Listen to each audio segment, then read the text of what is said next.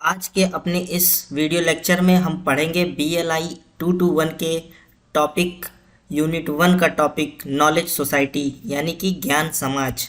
देखिए, knowledge society क्या होता है इसके बारे में हम देखेंगे कि नॉलेज सोसाइटी का अर्थ होता है ज्ञान समाज, यानी कि कोई भी ऐसी सोसाइटी या ऐसा समाज जो नॉलेज के बलबूते पे अपनी सोसाइटी को ट्रांसफॉर्म कर दे, यानी अपनी सोसाइटी को डेवलप कर ले, उसको हम कहते हैं नॉलेज सोसाइटी। जैसे इंफॉर्मेशन जहाँ पे की रिसोर्स होता है जिस सोसाइटी की मॉडर्नाइजेशन में, जैसे कि कोई भी एक ऐसा समाज जहाँ पर इंफॉर्मेशन इस हद तक पेनिट्रेटेड है लोगों तक, या इस हद तक पहुंचाया गया हो कि वहाँ के लोग पढ़े लिखे हों, उनके पास वेल नॉलेज हो और उस नॉलेज का इस्तेमाल अपने प्रोफेशन में करके अपनी लाइफस्टाइल को बदलें, जिसके वजह से पूरी सोसाइटी में चेंज हो जाए। तो नॉलेज सोसाइटी, देखिए पहले क्या था कि हमारी सोसाइटी एग्रीगेरियन थी, यानी कि एग्रीकल्चर पे डिपेंडेंट थी, जहाँ पे की रिसोर्स आपका लैंड हुआ करता था। उसके बाद हमारी सोसाइटी चेंज होकर के हो जाती है इंडस्ट्रियल सोसाइटी। इंडस्ट्रियल सोसाइटी में क्या हुआ कि हमारी जो इंडस्ट्रियल सोसाइटी है वहाँ पे इंडस्ट्रीज़ थी, तो वहाँ की जो इकोनॉमी थी वो, इनका जो मेन की रिसोर्स था वो था लेबर और इंफ्रास्ट्रक्चर। तो वहाँ से इनकी इकोनॉमी का जो मेन रिसोर्स होता था लेबर, इंफ्रास्ट्रक्चर और कैपिटल और पूंजी यानी पैसा, जिसके दम पे इंडस्ट्रीज चलती थी।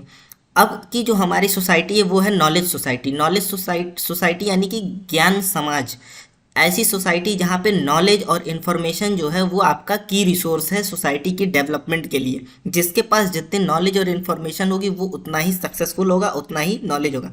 तो हमारा जो ट्रांसफॉर्मेशन है, देखिए वो लेबर और इंफ्रास्ट्रक्चर से चेंज होकर के जो हमारी नॉलेज सोसाइटी के की रिसोर्स हैं वो हो जाते हैं पेटेंट्स। जैसे कि patents, research and development, knowledge या स्किल वर्कर्स, तो ये हमारे की रिसोर्स हो जाते हैं, जो पहले लेबर और इंफ्रास्ट्रक्चर, कैपिटल ये हुआ करते थे इंडस्ट्रियल टाइम में। तो कोई भी ऐसी सोसाइटी जो है जो जो जैसे नॉलेज सोसाइटी में क्या होता है कि we are committed to build information and communication society that are people centre and inclusive. मतलब हमारी जो ऐसा सोसाइटी हम बनाते हैं, ऐसा समाज जहाँ पर सूचना हर वर्ग के लोगों के लिए अवेलेबल हो, हर तरह जो इंफॉर्मेशन है, जो नॉलेज है, वो उस पर किसी की बाध्यता या किसी का कोई रूल नहीं है, वो हर वर्ग के लोगों के लिए अवेलेबल है। और यहाँ पे पीपल सेंटर्ड इंफॉर्मेशन होता है, यानी लोग ही यहाँ के की रिसोर्स होते हैं, यानी नॉलेज जो होता है वो लोगों में ही होता है। तो लोग जो होते हैं एक तरह से की रिसोर्स होते हैं। तो कोई भी इंफॉर्मेशन जब नॉलेज में कन्वर्ट करते हैं उसको प्रोसेस करने के बाद, और उस नॉलेज को जब हम अपने लाइफस्टाइल या अपने प्रोफेशनल जीवन में उसका इस्तेमाल करके अपने लाइफ इवेल्युएशन, जो लाइफ वैल्यूज़ है उसको बदलते हैं, पूरी सोसाइटी को मॉडर्न करते हैं, या जिससे पूरी सोसाइटी में चेंज आ जाए, तो उसको हम, उस तरह की सोसाइटी को हम नॉलेज सोसाइटी कहते हैं या ज्ञान समाज कहते हैं। कैरेक्टरिस्टिक्स ऑफ नॉलेज सोसाइटी क्या होता है? कोई भी ऐसी सोसाइटी जहाँ पे जो नॉलेज है, नॉलेज पहले क्या था कि लोग कम पढ़े लिखे थे, अब क्या है लोग ज़्यादा पढ़े लिखे हैं, लोगों के पास हर लिटरेसी रेट ज़्यादा है, लोग ज़्यादा से ज़्यादा पढ़ रहे हैं, इन्फॉर्मेशन उनके पास है, उनके पास नॉलेज है, जिसके वजह से जब इन्फॉर्मेशन और नॉलेज रहता है तो लोग की जो एम्प्लॉयमेंट भी होती है तो वो उससे एक और इन्फॉर्मेशन और नॉलेज क्रिएट करते हैं। तो इसके वजह से पहले पॉपुलेशन भी कम थी, अब लोगों के पास नॉलेज भी ज़्यादा है, ज़्यादा लोगों की जनसंख्या भी बढ़ी है और इन्फॉर्मेशन भी बढ़ा है, जिसके वजह से जो इंटरकनेक्टिविटी है इसमें बहुत प्रॉब्लम होती है कि एक इन्फॉर्मेशन को दूसरे इन्फॉर्मेशन तक पहुंचाना। पर हमारा जो मॉडर्न आईसीटी है, यानी इंफॉर्मेशन कम्युनिकेशन टेक्नोलॉजी, जैसे कि आपका इंटरनेट है, फिर ये लैन, वैन, ये सब जितने भी कम्युनिकेशन टेक्नोलॉजीज़ हैं, आर्टिफिशियल इंटेलिजेंस, इन सब की मदद से क्या होता है कि हमारी जो कनेक्टिविटी है, इंटरकनेक्टिविटी, ये एक नेटवर्क टाइप में बन गई है, और ये पूरे ग्लोब यानी पूरे पृथ्वी पे आज के डेट में हम कहीं से किसी भी आदमी को कनेक्ट कर सकते हैं, किसी भी आदमी से हम उससे कनेक्शन करके अपने नॉलेज और इन्फॉर्मेशन को ट्रांसफ़र कर सकते हैं। तो इस आईसीटी के आने से इस नॉलेज में एक अलग रिवोल्यूशन, जो नॉलेज सोसाइटी है उसमें भी एक अलग रिवोल्यूशन आया, जिससे जो हमारी सोसाइटी है वो नॉलेज और इन्फॉर्मेशन की तरफ, उसको प्रोड्यूस करने में, प्रोसेस करने में और सोसाइटी को इवॉल्व और डेवलप करने में बहुत अपना ज़्यादा से ज़्यादा डेवलपमेंट और प्रोग्रेस में लग गई। आज की डेट में knowledge is no more connected with individual, it is today that characteristic of the society at a whole and interconnected society. मतलब आज के डेट में जो आपका नॉलेज है वो कोई एक ऐसा नहीं है कि किसी एक आदमी के पास ही नॉलेज है। इन्फॉर्मेशन और नॉलेज हर जगह है। आपके हाथ में मोबाइल है, इंटरनेट है, नॉलेज है, आपको कोई भी चीज़ जाननी है आप वहाँ से जान सकते हैं। तो हर आदमी उस इंफॉर्मेशन से एक्सेस कर सकता है। तो कोई भी ऐसी सोसाइटी जहाँ पे जो लोग होंगे उनके पास ओपन एंड टाइमली एक्सेस होगा इन्फॉर्मेशन को। देखिए 3 चीज़ें हैं नॉलेज सोसाइटी के कैरेक्टरिस्टिक्स में। ऐसी कोई भी सोसाइटी या जो लोग हैं जिनके पास ओपन एंड टाइमली एक्सेस हो इन्फॉर्मेशन और नॉलेज को, यानी कि उनके पास फ्री इन्फॉर्मेशन और नॉलेज पहुंच सकता है, टाइमली पहुंच सकता है, जब उनको ज़रूरत हो उस टाइम पहुंच सके, ईजिली पहुंच सके। दूसरा ये है the capacity to absorb and interpret information, यानी कि उस और उन लोगों को जिनको इन्फॉर्मेशन मिल रहा वो इस लायक, इतने सक्षम हो कि उस नॉलेज को समझ सकें, यानी उनकी लिटरेसी रेट हाई हो, वो पढ़े लिखे हों और उनका एजुकेशन लेवल हाई हो, ताकि उन नॉलेज और इन्फॉर्मेशन को प्रोसेस करके वो अपने जो भी उनका उद्देश्य है, जो भी कार्य है, उसको पूरा कर सकें। Avenues and opportunities to use knowledge and decision making and for transformation higher quality life, और इस नॉलेज और इन्फॉर्मेशन का यूटिलाइजेशन करके अपने लाइफस्टाइल को ट्रांसफॉर्म कर सकें और एक हाई क्वालिटी लाइफ जी सकें। यही मेन उद्देश्य होता है नॉलेज सोसाइटी का।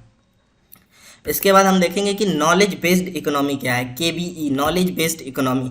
देखिए नॉलेज बेस्ड इकोनॉमी को हम न्यू इकोनॉमी या मॉडर्न इकोनॉमी भी कहते हैं, यानी कि कोई भी ऐसी अर्थव्यवस्था जो जहाँ नॉलेज की रिसोर्स हो जाता है, नॉलेज के बेस पे चलने लगे, वो उसको हम कहते हैं नॉलेज बेस्ड इकोनॉमी। जो ये टर्म है KBE यानी कि नॉलेज बेस्ड इकोनॉमी, इसको पहले इट वाज क्वाइंड, यानी पहले इसको क्वाइन किया था OECD यानी कि organisation for economic cooperation and development.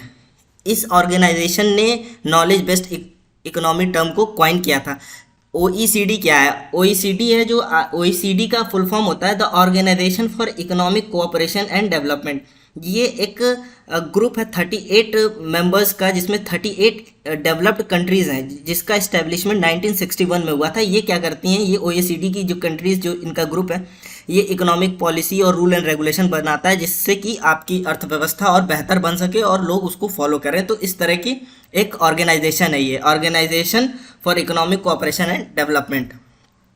देखिए हम क्या करते हैं, नॉलेज को अगर हम समझेंगे तो देखिए नॉलेज क्या होता है कि कोई भी जो नॉलेज बेस्ड इकोनॉमी होती है, यानी कि कोई भी ऐसा देश या फिर ऐसी सोसाइटी जहाँ पे नॉलेज की रिसोर्स होगा इकोनॉमी का, उसी को हम नॉलेज बेस्ड इकोनॉमी करते हैं। इसको हम अगर ऐसे समझें तो वी कैन इसकी एनालिसिस कुछ इस तरह कर सकते हैं कि कोई भी, देखिए एक इसमें चार एंटिटीज़ होंगी किसी भी नॉलेज में।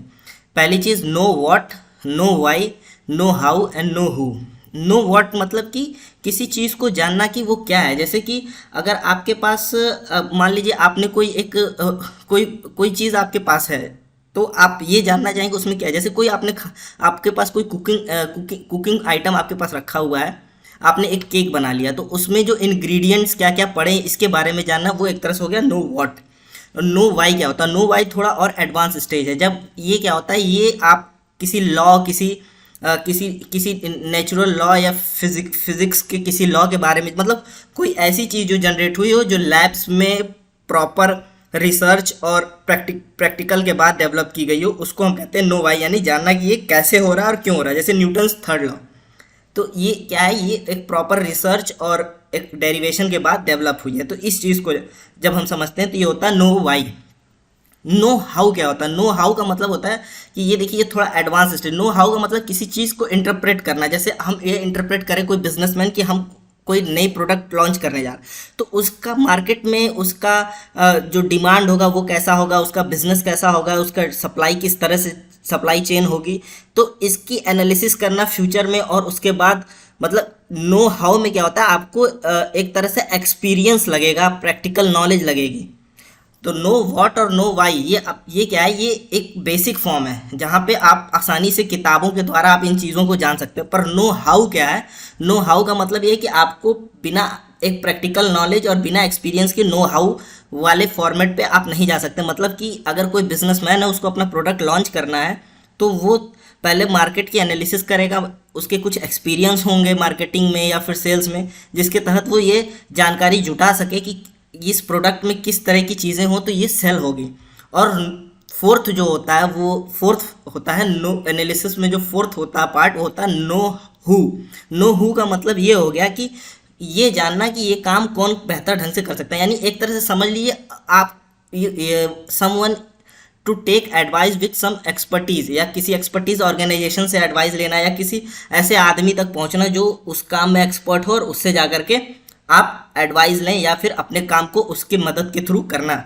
या वो एक पर्टिकुलर व्यक्ति भी हो सकता है, वो एक एजुकेशनल सेंटर भी हो सकता है, रिसर्च सेंटर भी, मतलब कुछ ये जानना कि ये काम कौन कर सकेगा उसको हम, तो इन 4 पार्ट्स में हम अपने नॉलेज को समझ सकते हैं कि no what, know why, no how and know who. तो इन 4 पार्ट्स में ही हम अपनी नॉलेज को क्लासीफाई करके समझ सकते हैं, जिसमें नो व्हाट और नो वाई क्या होता है, ये बेसिक फॉर्म है, जहाँ इसको इन्फॉर्मेशन का बेसिक फॉर्म। जब इसको हम और क्लासीफाई और एनालाइज करते हैं तो ये फिर कन्वर्ट होगा नो हु, नो हाउ और नो हु के फॉर्मेट में। तो जब ये चारों मिलते हैं तब होता है एक नॉलेज का फॉर्मेशन, और उस नॉलेज के फॉर्मेशन से हम उस नॉलेज को क्रिएट करते हैं, और उस नॉलेज का इस्तेमाल करके हम जो हमारी अर्थव्यवस्था है उस नॉलेज पे एम्प्लॉयमेंट लेते हैं, उस नॉलेज के ही जरिए सब कुछ, मतलब जो हमारी पूरी सोसाइटी उस नॉलेज के ही बेस पे फिर रन करती है। तो ऐसी सोसाइटी जहाँ पे पूरी अर्थव्यवस्था जो है नॉलेज और इन्फॉर्मेशन के बेस पे चले, उसको हम नॉलेज बेस्ड इकोनॉमी कहते हैं। इसके अलावा अगर आपको इग्नू या फिर लाइब्रेरी साइंस से कोई भी अपडेट चाहिए तो आप हमारे टेलीग्राम चैनल लाइब्रेरी लिटरेसी को फॉलो कर सकते हैं। और अगर आपको CLIS BLIS के कंप्लीट असाइनमेंट चाहिए तो हमारे नीचे दिए हुए व्हाट्सअप नंबर पर टेक्स्ट कर सकते हैं। Follow all our social media handles, stay connected, subscribe KT repository for future updates.